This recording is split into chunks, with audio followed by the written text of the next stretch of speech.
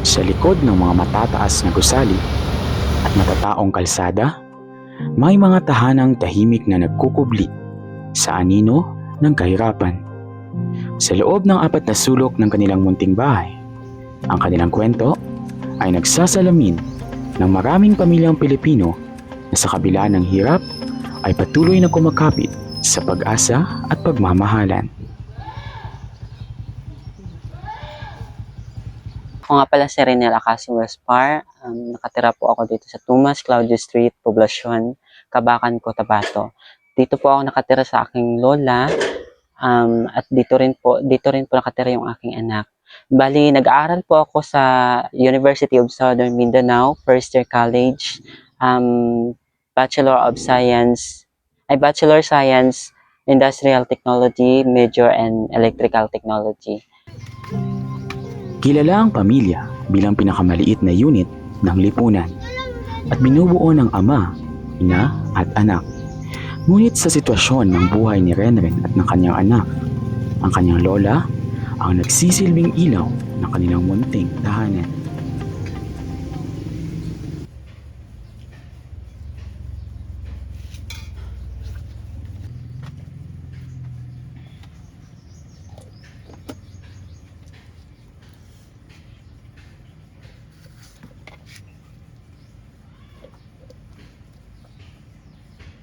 Bilisan. Tubig.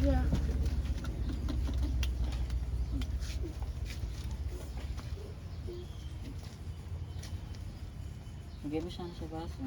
Ito o. Ito o.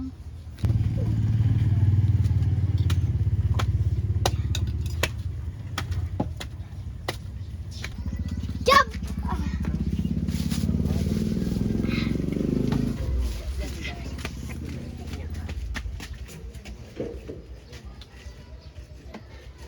Nag-aaral ako, tsaka nagtatrabaho. And then kung wala naman po akong mga trabahuan, si Lola yung sumusuport sa akin, yung sumasalo sa mga lahat ng mga pangangailangan ko sa pag-aaral ko. Tapos sumasali din ako sa mga sa mga scholarship, nag-a-apply. Doon din po ako umaasa sa mga financial assistance. Ana siya kay kwan man, tarong man ang mag-eskwela. Hindi yung basta-basta yung mga iba sigarilyo, ganyan. Nag-intra ng droga ito, wala. Bait si Kuya. Kahit mag-inom, wala. Elementary ako, nalaman ko na ganun ako. Iba na yung pakiramdam, iba yung ramdam ko sa kasi siyempre, meron din ako mga friend ng mga lalaki that time. Ang una kong naanuhan kasi, nagka-crush ako sa isang lalaki that time. Yung elementary kasi kami that time na yun.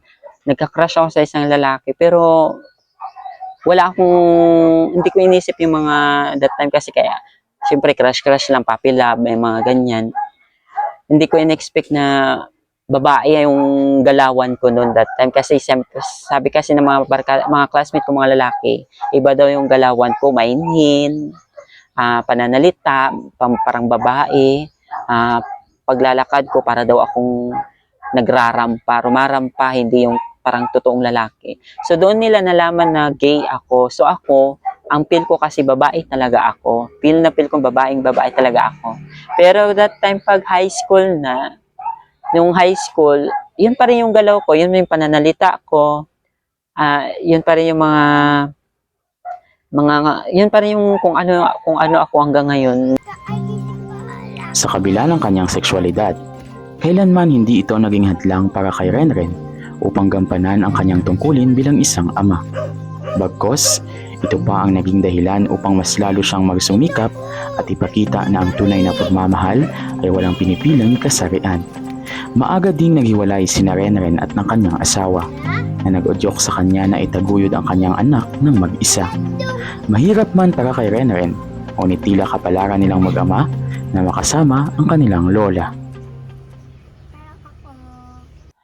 Yung anak ko ngayon is nag-aaral sa Cabacan Pilot Central School. grade 3 na siya ngayon, incoming grade 4. Bali ako rin yung nagpe-prepare sa mga pag-aaral niya. Ako nag-prepare ng mga uniform niya. Then minsan pag busy ako sa pag-aaral ko, si Lola din yung sumasalo na mag-prepare lahat ng mga gawain ko sa mga preparation niya sa pag-aaral niya. Habang ako din, minsan kasi busy ako sa pag-aaral ko, lalo na sa mga projects na ginagawa namin until now. So si Lola ang laging nagpe-prepare sa kanya. Minsan din pag hindi ako busy, ako ang nag-prepare lahat sa mga gawain niya, lalo na sa mga projects niya. Ako po si Reneles Gaspar Jr. Ang edad ko po ay 9. Ang grade ko po, grade 3. Nilulutuan po ako.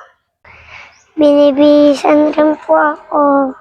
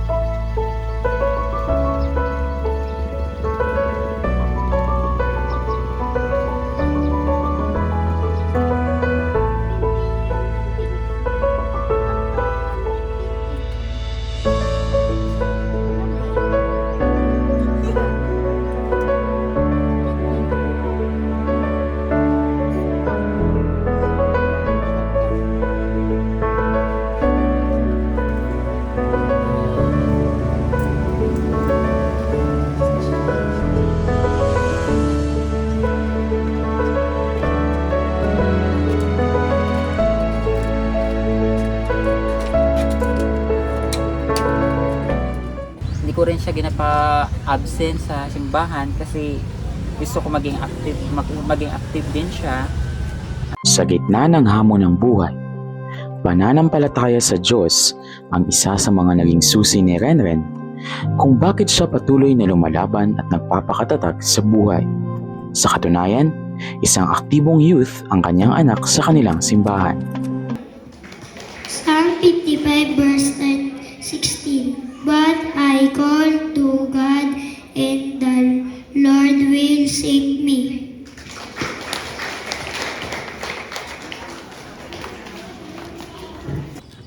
Dapit-dapit ang anak.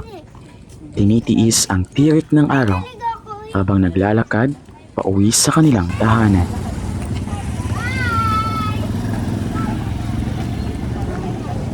Sa ngayon, si Renren na naman ang kailangang maghanda papasok sa kanyang eskwelahan.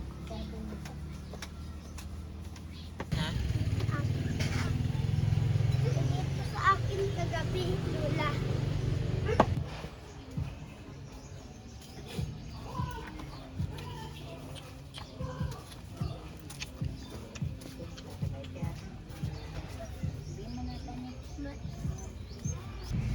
Habang sila ay naghahanda, napag-alaman naming kailangan munang dalhin ni Renren ang kanyang anak papasok sa eskwela.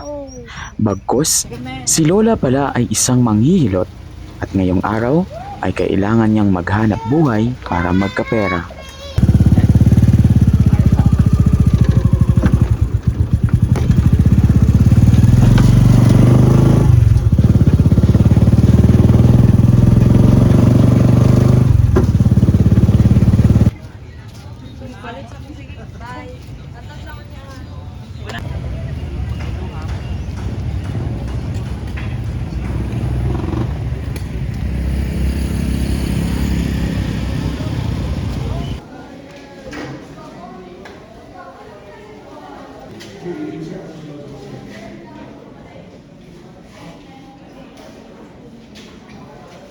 Ang pagtutulungan sa pamilya sa kabila ng mga hamon ng buhay ay nagpapakita kung gaano kahalaga ang edukasyon at determinasyon sa pag-abot ng mga pangarap.